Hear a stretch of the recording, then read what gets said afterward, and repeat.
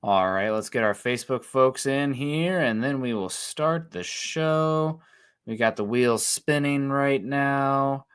One and two. All right, welcome in, welcome in. We'll give it a second to breathe, let Facebook come through, and we are live. Hello, folks. It is time for an episode of Building the Broncos Tuesday night. Here again, I am Nik Kendell joining you live for now. We'll see how the internet holds up. We have essentially a hurricane about to hit us out here in the Pacific Oh, Northwest. jeez. But I'm here. I'm hanging out, and we got Carl as well. Carl, how you doing? We missed you last week. It's good to have some normalcy. Yeah, I thought you were escaping to the northwest, so you didn't have to worry about all these crazy storms. And I mean, it seems like they keep coming for you. November is kind of different, right? Out here, we get crazy stuff out here. I guess they had like a low pressure system off in the Pacific heading this way that was an equivalent to like a Category 4 hurricane. And we have like in some of the mountain areas, winds west to east, they're going to be like 70 to 80 mile an hour. So, and the winds don't typically travel that way this time of year. So like the trees aren't really used to it. So like they're expecting a bunch of downed trees because they're used to the southern winds. So yeah, I'm not sure if I'll have power the rest of the night, but we're holding on for now. And it's supposed to be worse in the foothills compared to where I am. But you know what? Happy to be here for now on the show, in life, wherever, and excited to talk some Broncos. Carl, we've been building the Broncos since December 2016, right? And we are in the midst of potential, I don't want to jinx it, potentially the second winning Broncos team we have ever covered since doing the show, and potentially the first playoff team. So feels good. How are you feeling about the Broncos right now? Status check. I mean, where are you at? Man, that was one of the best wins, like all around team that I have seen from the Broncos since. I'm trying to think the last. I mean, Super Bowl, of course, where they won pretty big against, but that was a defensive thing.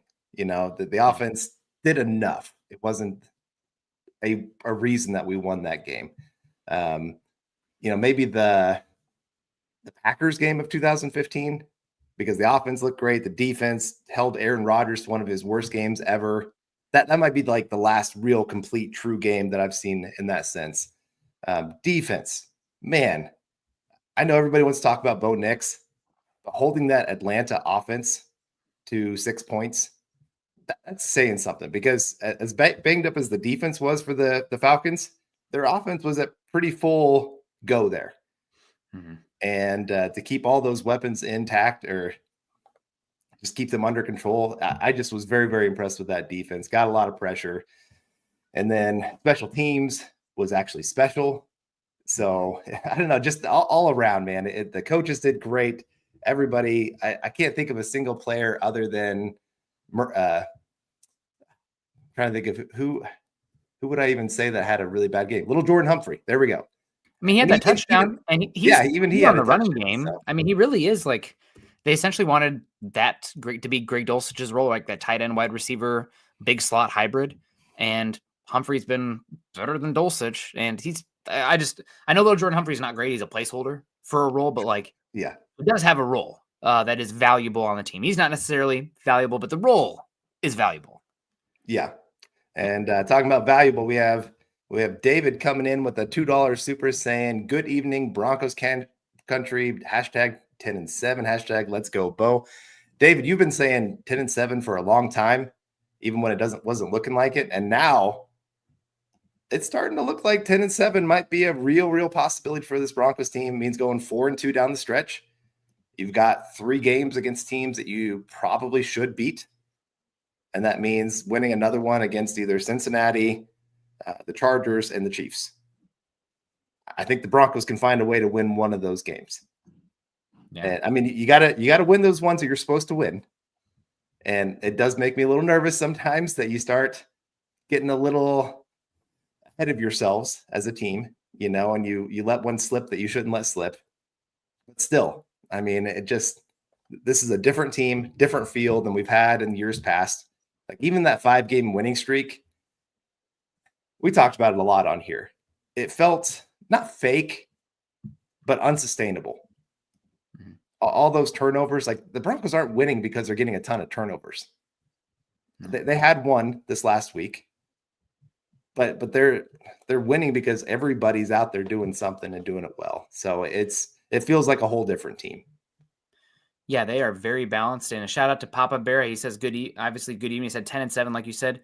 For a bit there, it was 10-7 plus, right, Papa Mm-hmm. Bear? So I think I'm where's that plus sign at? Appreciate you coming in, supporting the show. Every little bit helps. And shout out to you. Tried and true. I know after the Broncos started the season 0-2, I was like, yeah, I mean, 10-7 is nice, but this is not a 10-7 team. Bo Nix looks like one of the bottom 3 quarterbacks in the NFL, starting quarterbacks in the NFL through the first 2 weeks. I'm not panicking. I said I did the show solo that Monday morning. After that, I'm like, the reality is he's been bad. We can say that with also saying that he's very early in his career, and until it's like 8 games, I think I even said it verbatim. I've held this stance from the beginning. Like, give him 8 games. The stats are we can evaluate each one individually, but I'm not going to take any grand sweeping. This is who he is. This is who he will be until we have 8 games accumulated. We're there. I can say that Bo Nix belongs. He's definitely a starting caliber quarterback. Now, I'm not going to be the head over heels. I'm probably more aligned with Sean Payton's like criticism. Old man yells at cloud, where he's like, 6 of these 7 questions have been about Bo Nix. You guys are suiting him up for a gold jacket. Pump your brakes. We got a lot to work on. I'm probably a little bit more there, but I will say that, man, he belongs, and there is belief in the locker room. There's belief in Denver, and there's just a different feeling when the Broncos are viable in the league. And it's been a bit, circling back to what we talked about earlier. This team is real. The NFL media is talking about them a lot. And I think so many people are excited about Bo Nix, and rightfully so, that we kind of pivoted today, because that's what we do, right? Talking about the Broncos defense again, because they had that bad game against the Ravens. I mean, we'll call it what it is. Lamar Jackson whipped them. They just out-schemed, out-coached. The game kind of snowballed on them, but doing what they did against the Chiefs, doing what they did against the Falcons. Now you have up against the Raiders and the Browns, some teams that you should fatten up against on the defense. I mean, Broncos defense arrow trending back up after a bad game, but an outlier of a game for a great Broncos defense. I won't say elite right now. I think they need to take the ball away at a higher clip to be elite. They're pretty middle of the pack, I believe, kind of like 13, 14 ranked, I think, in takeaways this season. But very, very good top 5 defense right now. Yeah, and it's at all levels. Mm-hmm. I don't know if you saw the video of, I can't remember. I think it might have been a Falcons fan, or no, I think it was a Seahawks fan. No, it was a Commanders fan. It was Commanders. Okay. Talk about Barton. He was with the Commanders last year. Yep. Okay, that's who it was. That go, oh man, this guy is trash. I can't believe that anybody's giving him a chance. And then he goes and picks it off right in the middle of him talking how bad he is. And I mean, not that I think Barton is a great linebacker, but he's been sufficient for this season. He's held his own for the most part. He's not been a huge liability, like I think a lot of people were starting to think when he became a starter for the Broncos after Singleton went down. And so, yeah, no, it's been great to see getting production from so many different players. I mean, it's just kind of crazy to think about, Moss. I know we haven't talked about him a ton, but it's because he's kind of developed that respect where teams aren't targeting him like they were earlier in the season. And you think of the defensive line, we're going to get into that here with Phil coming in with some stars saying, good evening, Nick, Carl, and Deacon Scott. Was reading an article that said Dallas is going to try for DJ Jones. Any truth to that? Hashtag Buckham, hashtag MHH for life, hashtag Broncos for life. Wouldn't surprise me. I mean, that defense has been getting destroyed all year in both the run and the pass. They need to completely rebuild that defense. Starting to see the difference in coaching. They lose their defensive coordinator, and not a surprise, their defense kind of takes a step back. And I know part of me has been at that place of, Vance Joseph, if he moves on, that means we get 2 third-round draft picks, comp picks, which would be great. But at the same time, do you want to lose that kind of mind out of the building? I don't know. I mean, I like some of the guys that are there, but Vance Joseph, it's hard to argue. He might be coordinator of the year right now with the way that he's been getting this defense going. Yeah, I mean, he's been pretty awesome. We'll see what happens with Vance Joseph. It is pretty hard for, just the reality. I know there's been a trend of late, but there was a analysis done. It's harder for a minority coach to get a second chance in the league. That's changed a little bit recently, which is good. But also, I think it's hard for a defensive coach right now. People want to tie the young quarterback with the offensive mind, and you see Bo Nix having this success. But then you see, Caleb Williams with Eberflus, up and down.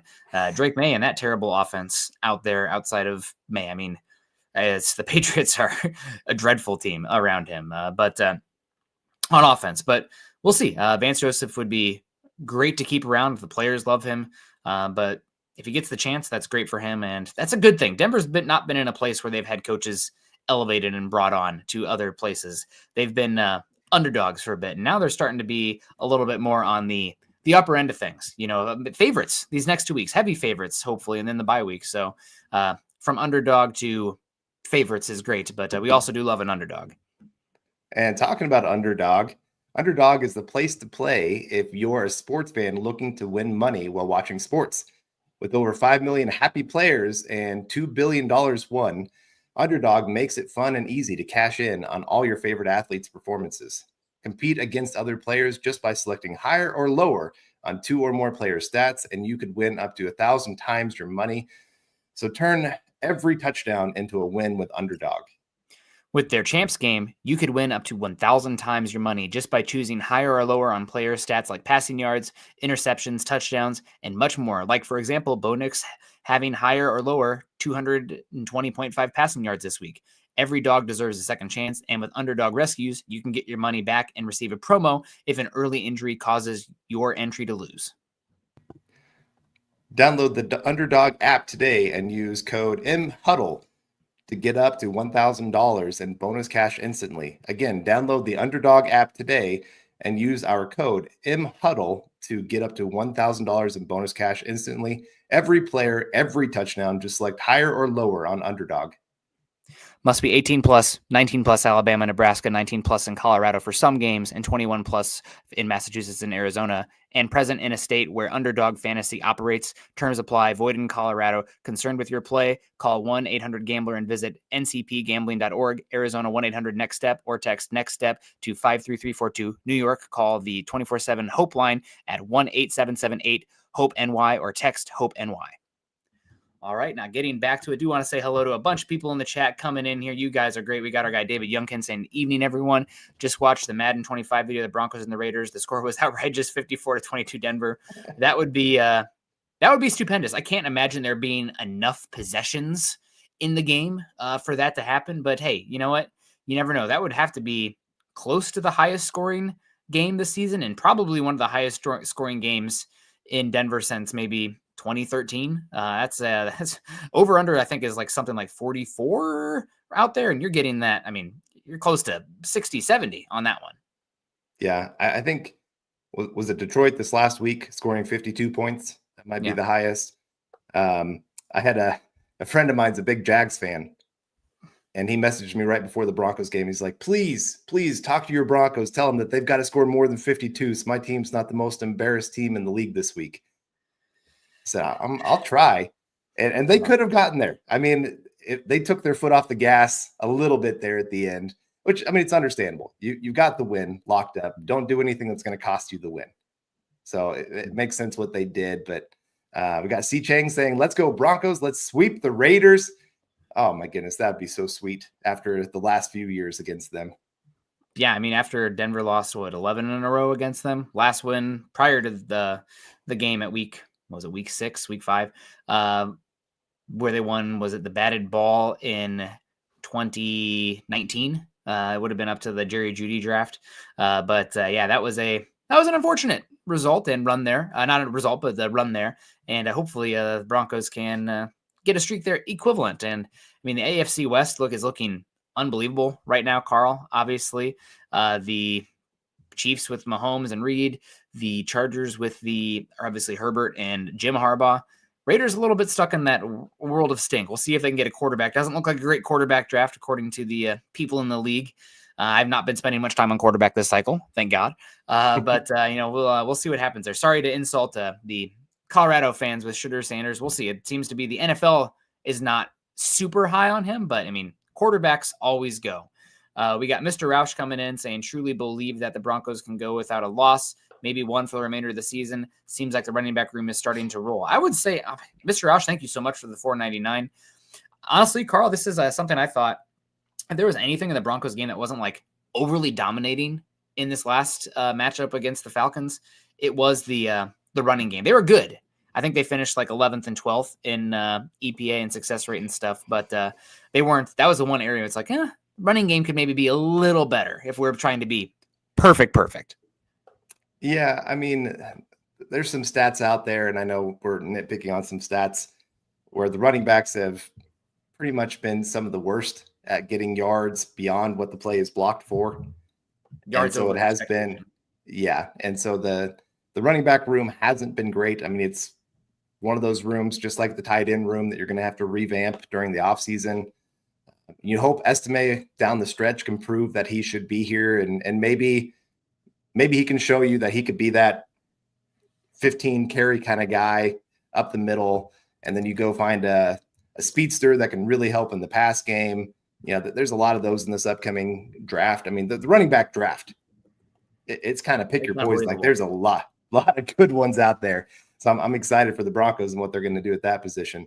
But yeah, if the Broncos really want to go somewhere the rest of this season, it's going to be those running backs taking this offense to the next level. You know, I think you're maximized on your weapons on the outside. I mean, it's great that they're using Mims in a new way. Franklin's getting a little, you know, you're figuring out a few things that way. But if you really want to compete with these top teams, it's going to be those running backs. Yeah, and as far as I saw Phil's comment here, I don't know if I comment on this about DJ Jones to Dallas. I'm sure that's just a Dallas reporter looking at who's going to be a free agent. Dallas's defense can't stop the run to save their lives. So I'm like, hey, maybe we could bring on DJ Jones. But as far as like inside stuff, I don't know if there's anything there right now. I think we did say hello to MBLE test prep. Cody W saying Bonitto on his way to being an elite rusher. He keeps this up the way he is. Yeah, he's been unbelievable. I know that Bonitto, from talking with people inside the organization or connections there, he is one of the most disciplined and consistent weight room players in there, really trying to work on just, working on his strength and body build. And you can see it. I mean, you watch him come in, that number 42 is never that great of a number, but he looks thicker and not bad weight either. He just looks stronger out there. And that was a big question of mine coming in. I was not, hand to the sky, hand to God, whatever you want to say. When they took Bonitto, I'm like, man, Denver running this Vic Fangio style defense, not being a blitz-oriented team. Mahomes is the best quarterback in the history of the NFL against the blitz. I don't know if I want to be a blitz-oriented team. I just don't know if Bonitto can hold in a four-man rush, especially in early downs, setting the edge. I don't think he's ever going to be a great edge setter, but he has improved so much, where before it was like run the ball at 42. At Bonitto, when he's out there, he can't set the edge. It's not his game. He's too small. He's too weak. That's not the case anymore. I mean, he's never going to be great in that area, but he can hold his own. And now that he's adding variety to his pass rush, a little bit more speed to power, a little bit of pop behind that hands to go with the top 5, top 10 get off and bend as a pure speed rusher, as a wide 9 alignment kind of guy, which is, I mean, an incredible quiver to have in your, or an arrow to have in your quiver as a defense and a pass rush unit. That it's been awesome. So yeah, Bonitto has been incredible. And we know that Cooper just signed a contract. The Broncos waited until mid-season, right, to get that one done. He's playing well this season. He earns a contract. I think with the way Bonitto's playing right now, it needs to be more of the Quinn Miners arc here, where this offseason, you're getting that extension because I think it's going to keep Cooper's a good, well-rounded player, but when you're an A pass rusher comparatively, even if you're a C run defender, you're going to get more money because pressure, sacks, disruption is key. You want to have well-rounded guys, but if you can create explosives, negatives on the defense, much more value. Yeah, there was a 2-play stretch that just, to me, magnified exactly what he brings and why, like you said, you've got to get this guy signed if you can. On second down, he was supposed to be doubled, and he pretty much split between the two of them, and both of them were like holding on to his back, trying to keep him from getting to the quarterback. And it should have been a holding penalty. They didn't call it. Ended up being, I think, an incomplete pass. And then the very next play comes back and gets the sack.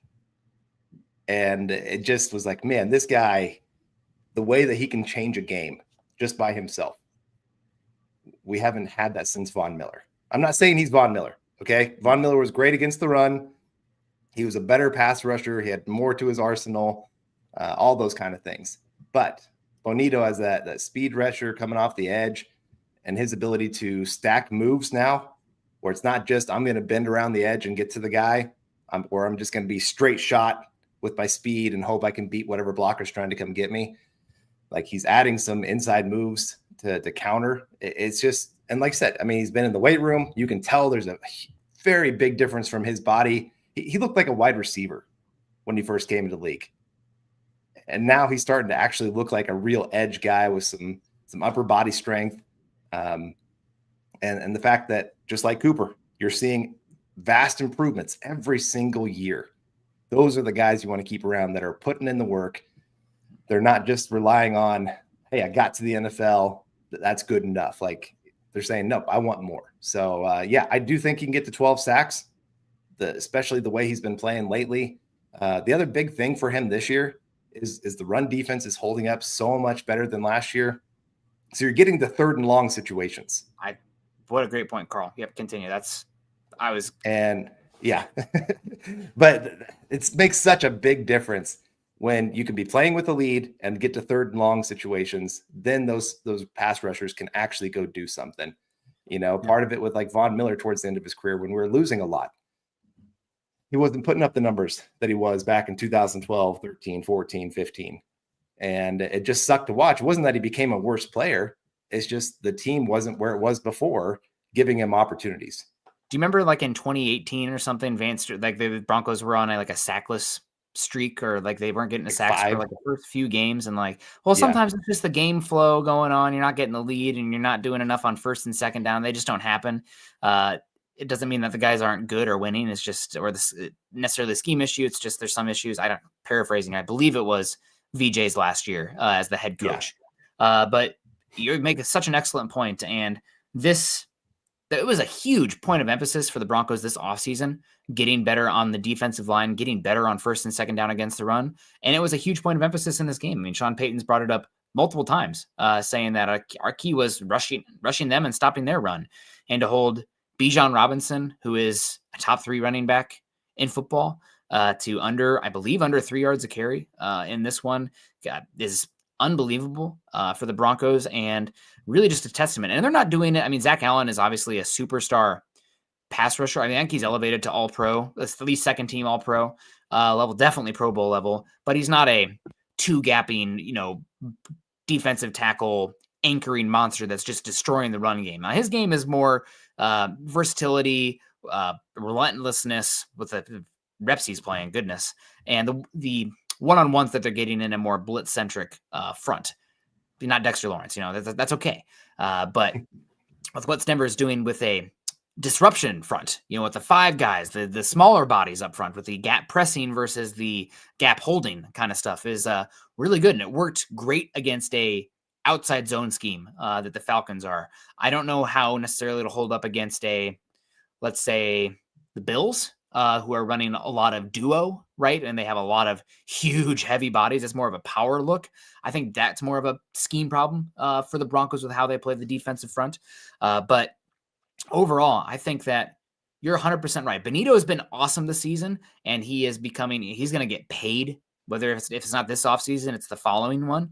But you aren't getting those situations where you can pin your ears back, the dessert, unless you're eating your veggies on 1st and 2nd down, which for the most part this season, the Broncos have. And it's also something, Carl, early in the season, they were, 11th rush defense, EPA per play, good, solid. They've ticked that up a little bit. I think they're now pushing themselves in the top, 7 as of late over this recent stretch outside the Ravens game, which again, outlier we've talked about. But their ability now that they are playing the run better just makes them a even more versatile defense that can win in different ways. Before it was just rush and cover, and now you're starting to see a little bit better job on 1st and 2nd down with stopping the run. Yeah, and Bonitto's really kicked it up another notch over these last few games with his pressures. So, but we got Michael coming in saying, "Good evening, Nick and Carl. I'm building the Broncos. Go Bo Broncos." Good to see you, Michael. And always love when I see that name pop up in the Knicks jersey. Got mine sitting in my bathroom right now, ready for the Sunday against the Raiders. Got to get that thing on there. Actually wore my Von Miller jersey this last week and worked out pretty well with Bonitto having one of his best games as a pro. And And the Bills. Yeah, that's true. That's true. So, man, it was a double duo there. Loved Von Miller said, "Hey, Broncos country, I got you." Yeah. And he did. Yeah, absolutely. Absolutely. Well, this is Broncos defense back at it here. Thank you so much, Michael, for the support. Yeah, go Bo Broncos. Indeed. Indeed. Greg Smith is in here. Always great to see you. Chase Wellner. We got Nick Petrie coming in. We also have Choiak saying we always play very well against the Cowboys. Yeah, Denver is like a crazy good record against the Cowboys, which is great. We got Daniel Berry Sports coming in. Always great to see you, Daniel Berry Sports. Desert Creature says the Broncos are a playoff team for the moment.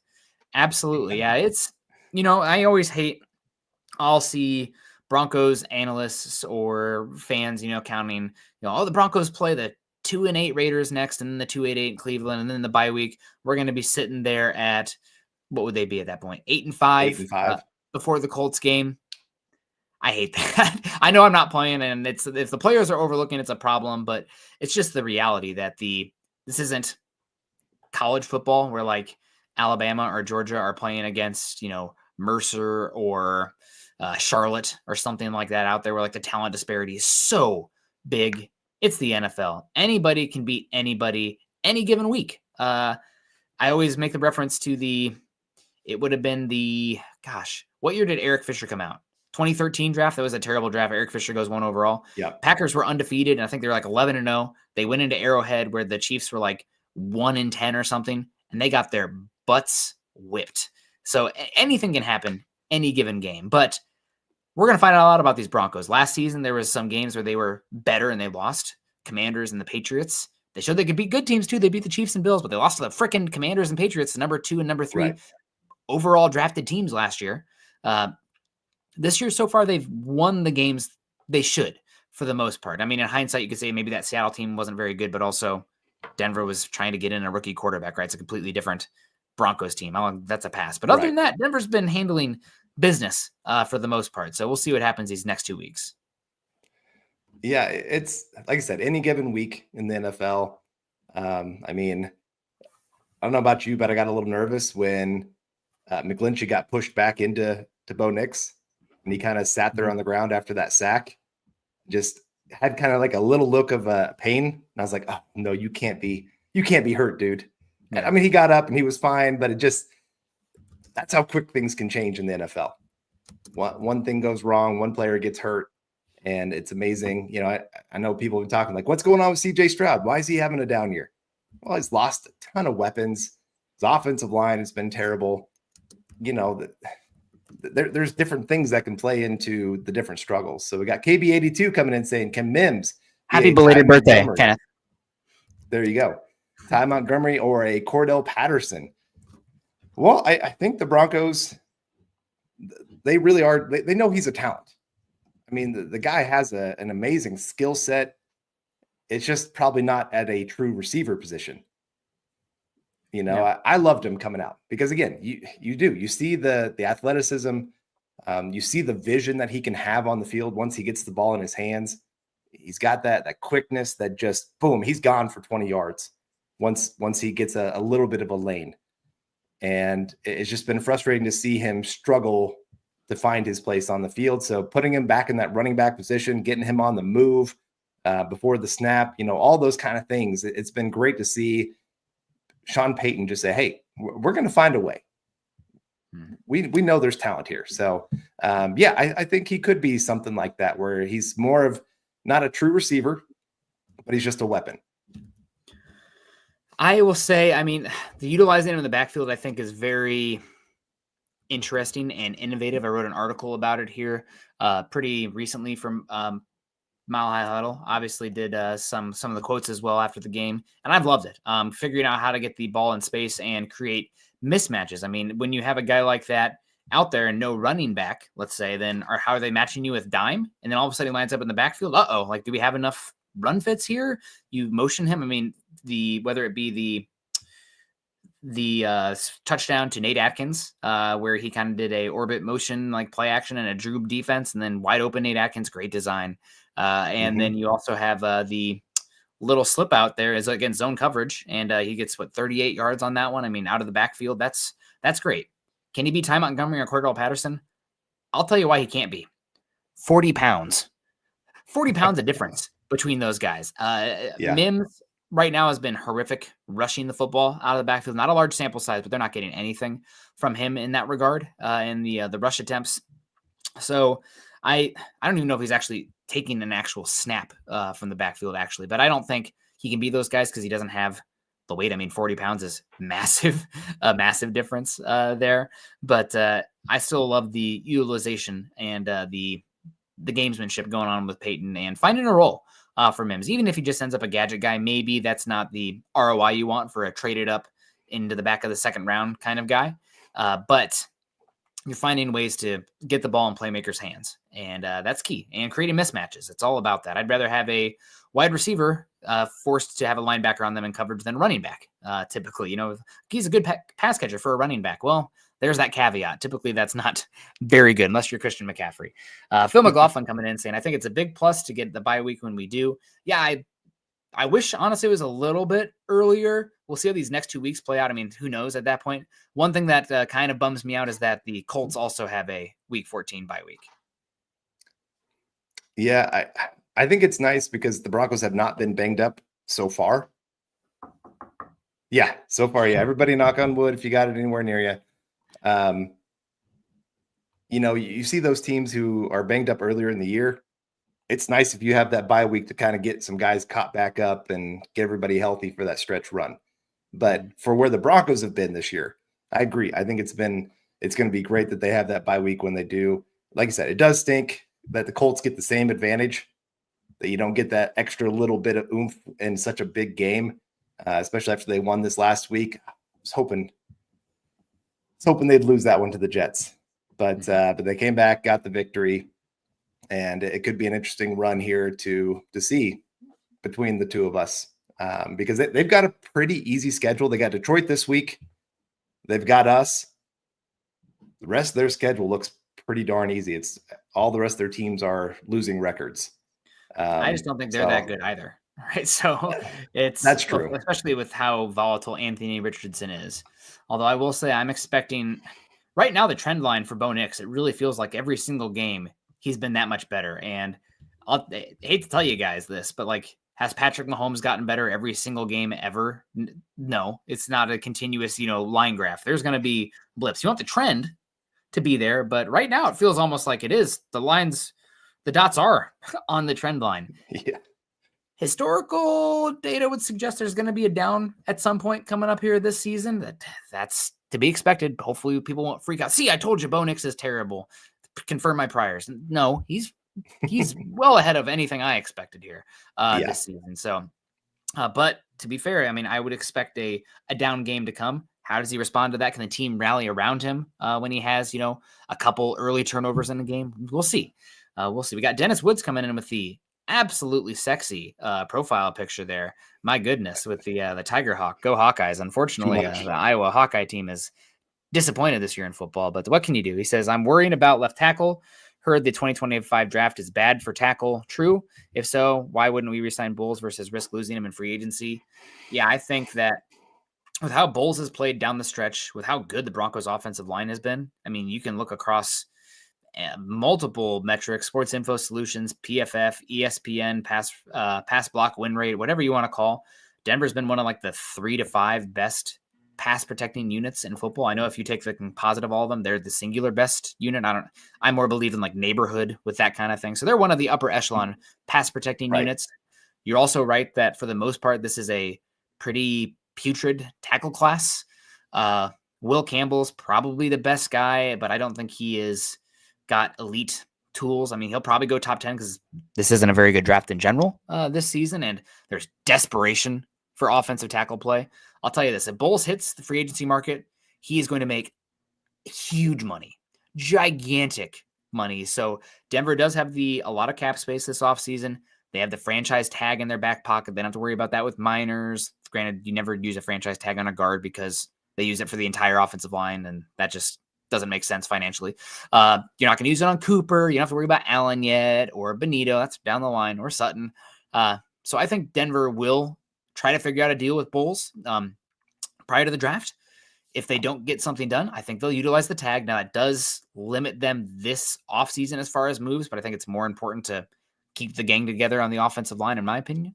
And then you can go to the draft and you're picking there, let's say 22. I don't know what that means playoff wise, but 22.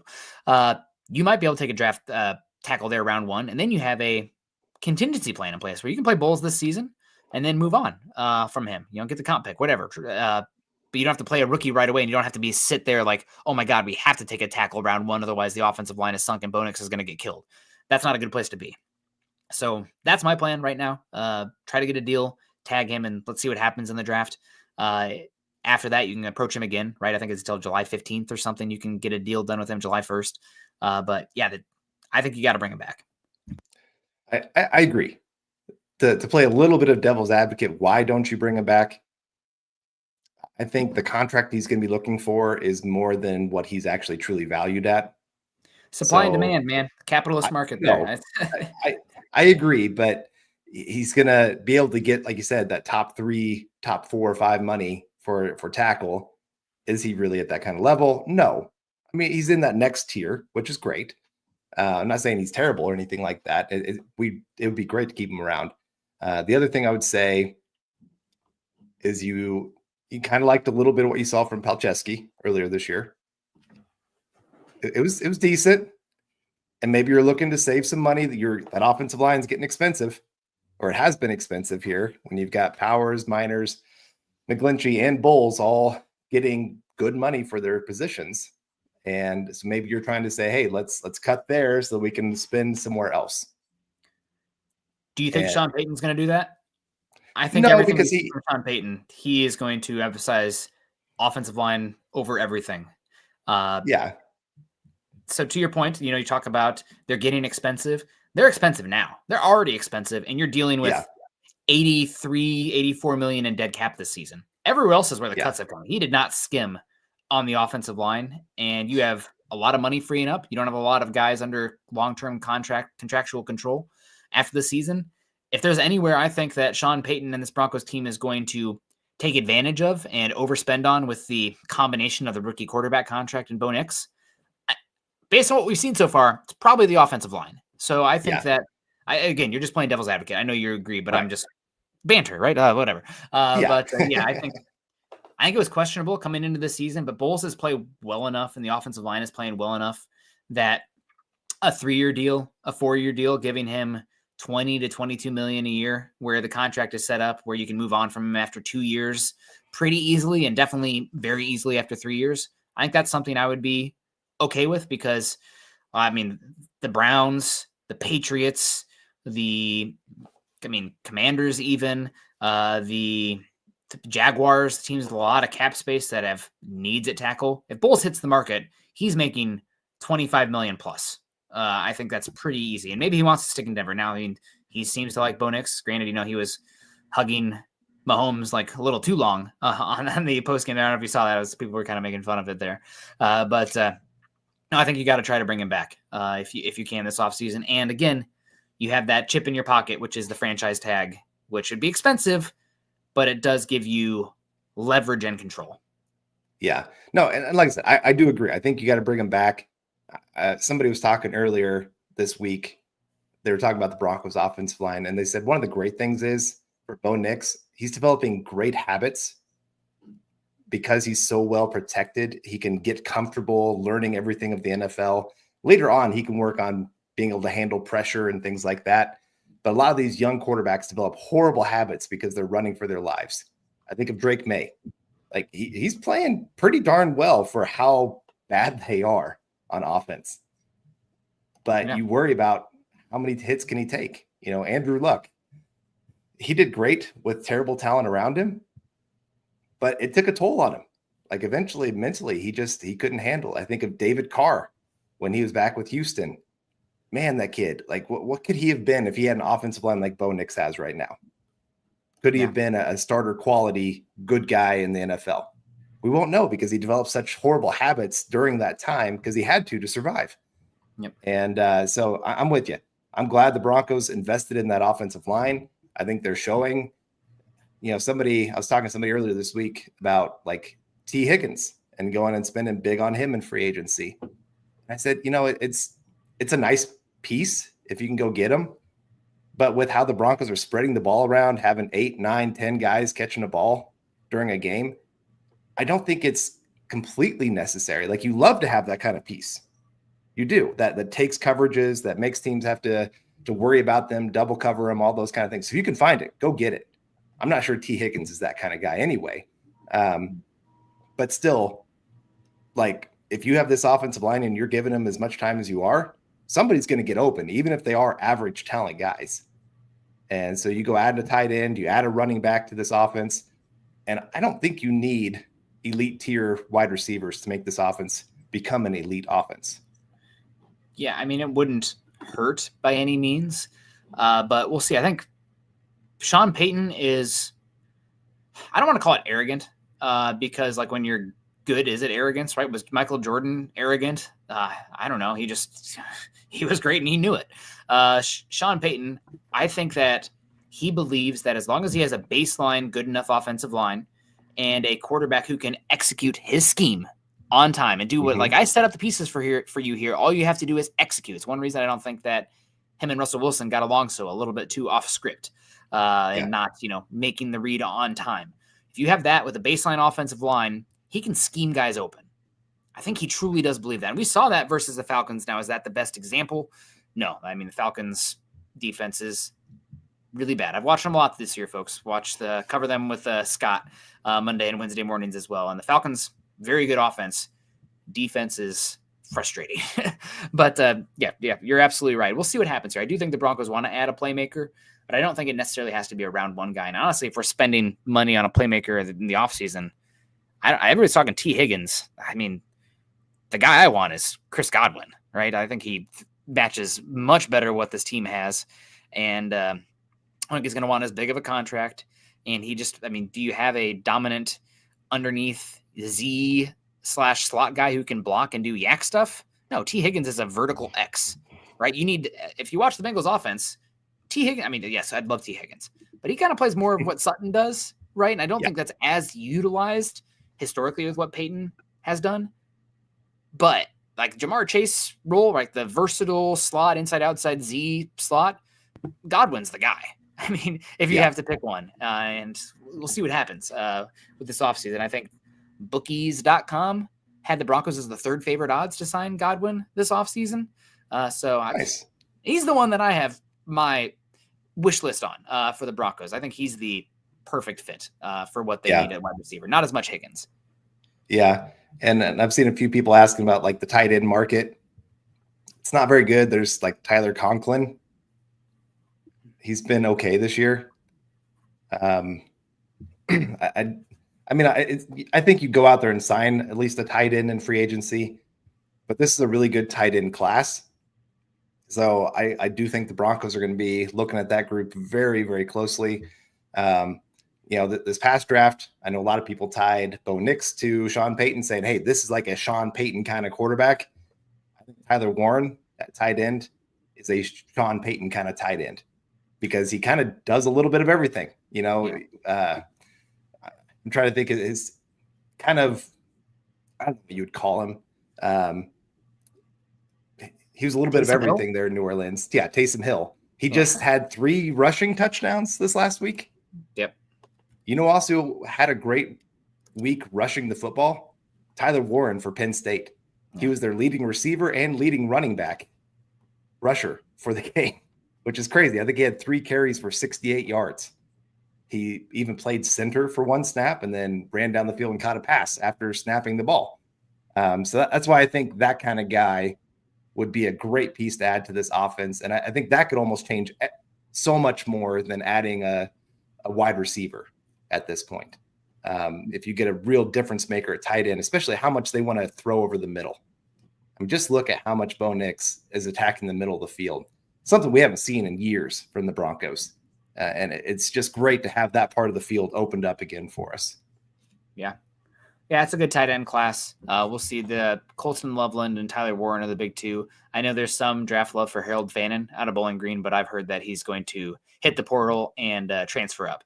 So we'll see. The thing about free agency too is half these guys are going to sign before they even hit the market. And then there's going to be another half of names that we didn't even expect because they're released from their contracts. So who knows? But I'm still holding out hope for Chris Godwin regardless. But back to the Broncos defense here before we do wrap on up, because it has been a Bo Nix week. I wouldn't be shocked if Bo Nix wins Rookie of the Week again. I do know that he's closed the gap on Jaden Daniels for good reason. He's playing great. I mean, first rookie ever with 300 plus yards, 4 touchdowns, and an 80% completion percentage with no interceptions. Stats for everything, right? But obviously that's a great day. That's a great day at the office. I know that some of the NFL deep film dive analysts are starting to make a push for Brock Bowers because, I mean, he's been unbelievable at tight end. Granted, I think he's probably categorized as much as a receiver as he is tight end, but just playmaker in the Raiders there. But bad team. If you have a quarterback, even if it's close, tie goes to the quarterback, of course. So we'll see that. But anybody else? I mean, surprising you for this Broncos defense? Obviously, Bonitto is having a great year. He's going to get paid. I'd love to see that this offseason. Just overall a very good defense. But anybody else deserving a shout out here as of late? Well, I mean, really the entire rookie class this last game. Jonah Ellis went on, had a sack. I know he didn't get a ton of snaps in this game, but part of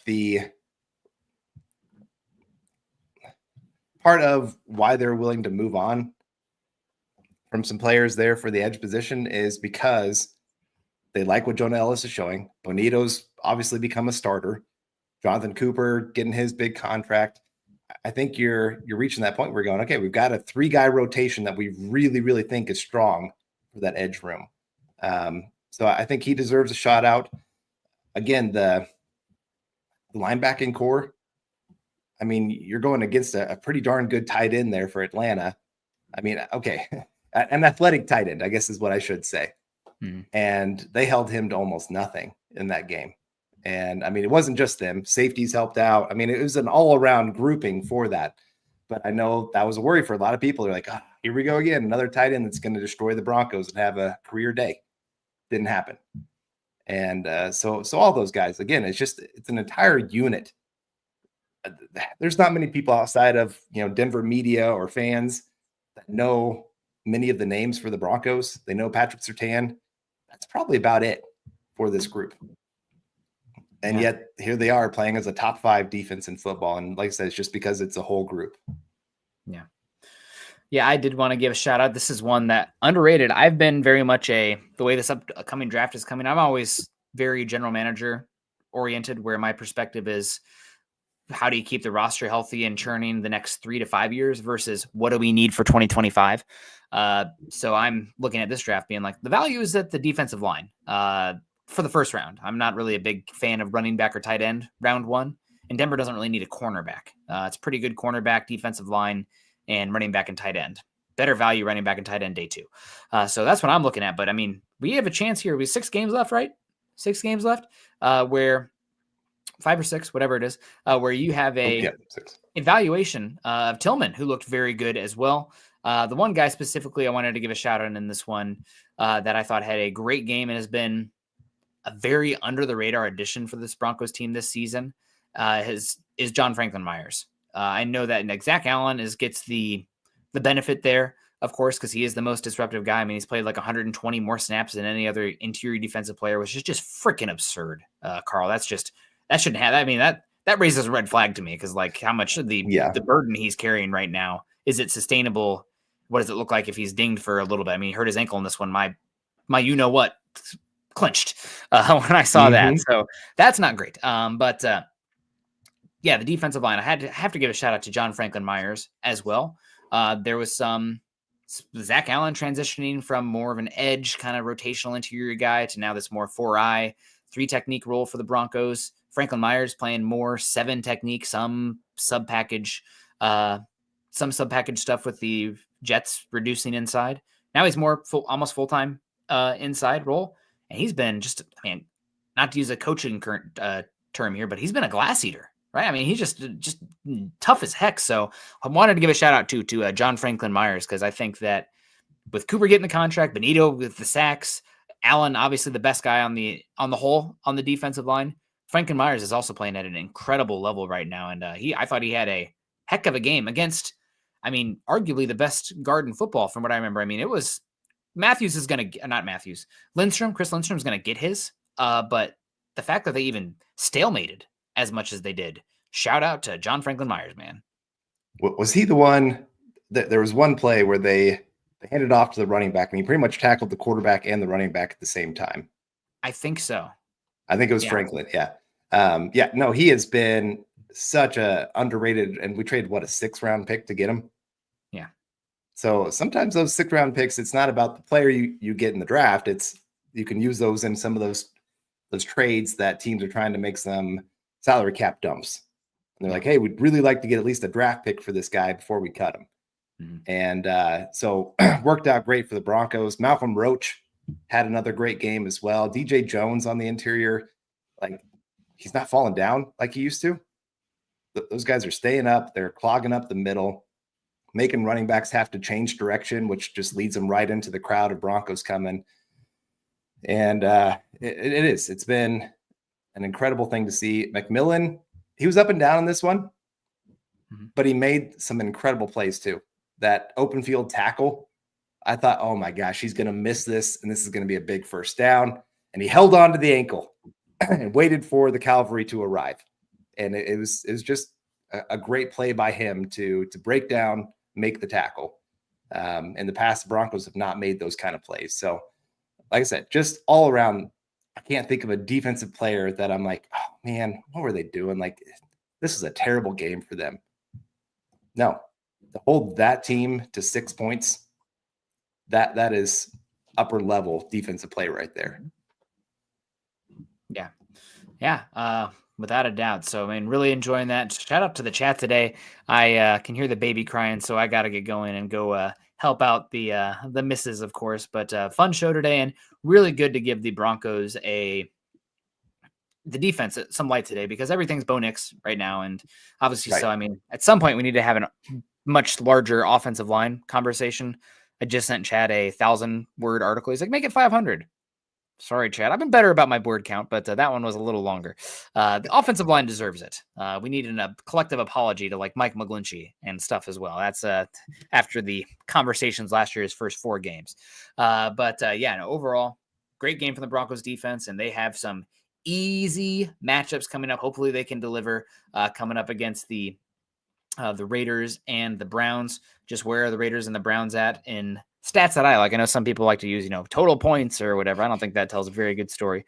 But you have, oh my God, Carl, the 32nd and the 31st offenses in all of football in EPA per play for the Broncos the next 2 weeks. Should be good. Should be good for the Broncos. Should be pretty good. Did want to say, Michael Ronquillo, great show tonight. Thank you so much, Michael. And also our guy, Patrick, coming in here. Godsend, helping us with that coffee in the morning. It's really helped me with all the sickness in my house these last 3 weeks. So shout out to you guys. Shout out to all you joining us tonight. Thank you for a lot of fun. The internet held. I'm hoping that'll be the case tomorrow. I'm hoping I have power tomorrow morning. It's supposed to really pick up here in the next hour. So we'll see. Follow Carl and I on Twitter. Carl's at Carl Dumler MHH. I'm at Nik Kendell MHH. Also follow us at Mile High Huddle over on Twitter. If you have Facebook.com, you can follow us at Facebook.com/Mile High Huddle and Facebook.com/Mile High Huddle Pod. And if you guys have an Apple Podcast, listening after the fact, or even listening live, please over to Spotify, Apple Podcasts, wherever you listen to these shows, and leave us a 5-star review. If you didn't think we earned a 5-star review, don't do anything. Just leave it alone. I'm just kidding. But no, we always do appreciate that as well. And as that ticker says there underneath, please subscribe, like, and share if you're joining us on YouTube today. Shout out to Papa Bear, David Mickelrath, Phil McLaughlin coming in a few times, Mr. Roush coming in, rocking that old school Champ Bailey jersey, of course. Our guy, Michael Ronquillo, of course, is awesome. Dennis Woods killing it out here. And Underdog. Make sure you guys check that out with the code MHuddle. Appreciate everyone. Carl, final thoughts, words, prayers, sacrifices? What's going on? No, like I said, team's looking good. They're peaking at the right time, especially the offense, figuring some things out. We said before the season, give the offense time. Anytime a rookie steps on the field, it's going to take a little bit to, there's going to be that up and down ride that we have to just kind of ride along with. And so far it's been more of a slow uphill climb. And hopefully again, this week, we're going to see like a 400-yard and 5-touchdown game. Probably not, but still. Just give me that. Yeah. As long as go get the dub. I love that he's protecting the football. I think he's got the second lowest turnover worthy percentage of throws in the NFL. Only Lamar Jackson above him on that category. That's huge, especially after he started the season so bad that way.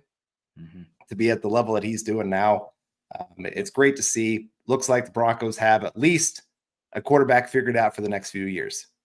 We're still waiting to see if he's the 10 to 15 year starter, but I think we can say for at least the next couple years, this is our guy, and I feel pretty comfortable with him behind center. One game at a time. Teammates believe in him. He's looking good. Broncos are looking good. Everyone's looking good. You guys have a great rest of your night. Appreciate all you. Continue to choose kindness, compassion out there. Go Broncos.